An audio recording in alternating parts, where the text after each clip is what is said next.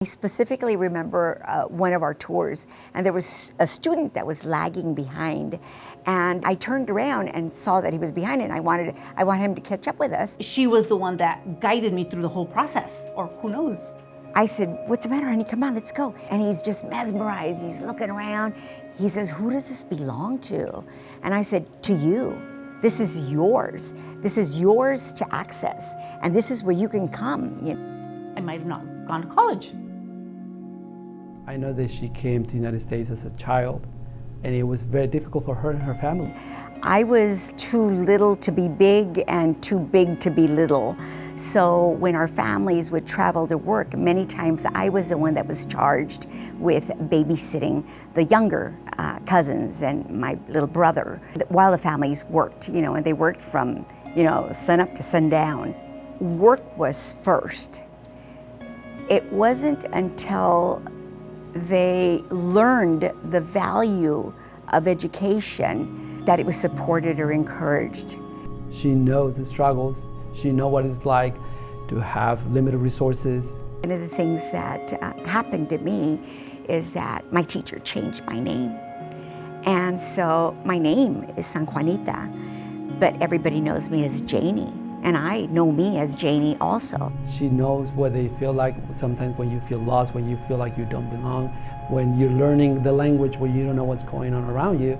She knows that. But it was, I was traumatized. I didn't know when they were calling me. I didn't know who I really was, and you come to a place that you're unfamiliar with and they change your name, and it was scary. Including my mom didn't speak the language, so she didn't like to come to the school. Greatest thing was that we were able to work in rural migrant schools where there are a lot of migrant students and their farm working family. We didn't have permission to basically leave home. When you left home, it was because you were going to get married. But she was able to open the eyes of the parents. When they saw us work with their children, that was very motivating for them because they could see themselves. This is for their good. So many a time she went to homes, went to my home. "Hey, Mom, this is what this is for." And see that the possibility exists for the children to do well. She trusted her and said, if she says this is gonna be good for her future, then by all means, take her. Under the direction of the superintendent at that time, Dr. John Priestcorn, who was really forward-thinking, and he was like ahead of the times, and so he encouraged me to work with parents in terms of advocating for the children. I was allowed to drive parents to Sacramento to the state board meetings so that they could advocate for unification. And I'm so glad that it was a success. That allowed migrant education to go into the high school because no longer was it a K-8, it was a K-12.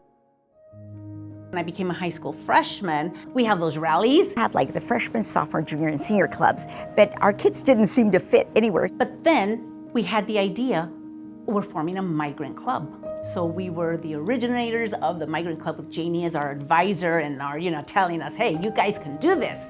And they would have what was called cougar competitions. So it was the migrant club against the 9th graders or whatever it was. Well, lo and behold, we started winning all the rallies and just feeling that power. So, hey, we can do this.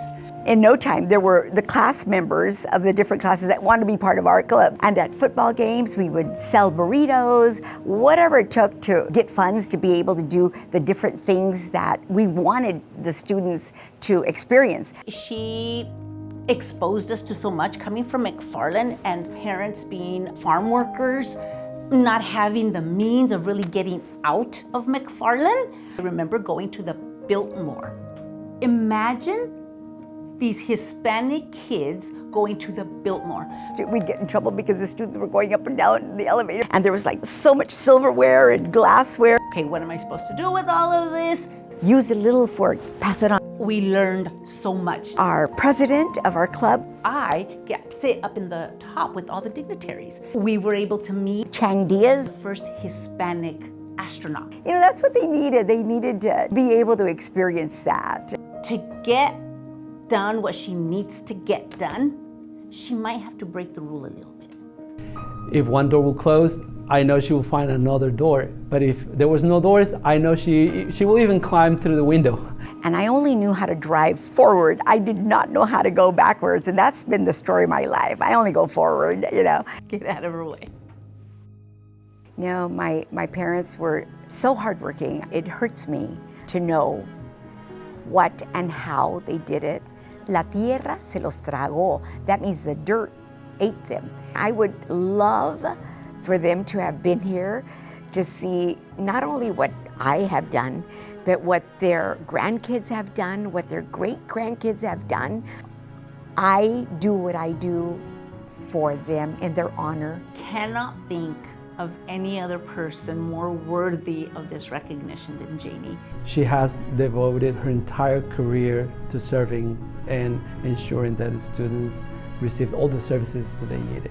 How many people can say they've touched that many people's lives? Her impact is going to be felt not only right now, but for generations to come. She definitely deserves this Hall of Fame. Everyone should be their ancestors' wildest dreams.